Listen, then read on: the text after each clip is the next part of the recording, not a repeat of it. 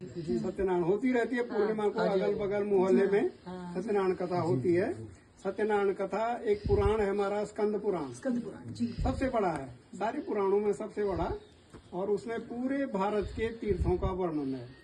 हमारे यहाँ कहते हैं जो भारत की भूमि है, जिसको हम भारत कहते हैं, ये 9 खंडों में है। ये 9 खंड हैं, और 9 खंडों में ये जो हमारा हिमालय है ये केदार खंड में है। अच्छा। आप उधर उज्जैन अमरकंटक से नर्मदा निकलती है, जहाँ जहाँ नर्मदा के किनारे जितने तीर्थ हैं वो रेवा खंड में आते हैं। अच्छा। नर्मदा का एक नाम रेवा है।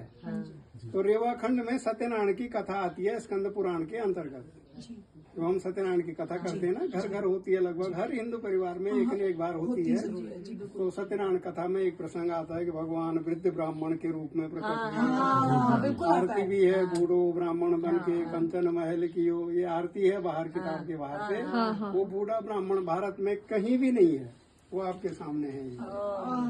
तो यहाँ पर नारद मुनि को भगवान ने बूढ़े ब्राह्मण के रूप में दर्शन दिया, इसलिए इनका नाम वृद्ध बद्री पड़ गया। सबसे पुराना बद्री भी है, ये विश्वकर्मा द्वारा स्थापित है। आपने योग बद्री की बात की, वो पांडवों की स्थापना है। पांडव द्वापर युग में आए, उनके माता पिता यहाँ रहते थे, राजा पांडव और माता माद्री। उनको शाप था, इसलिए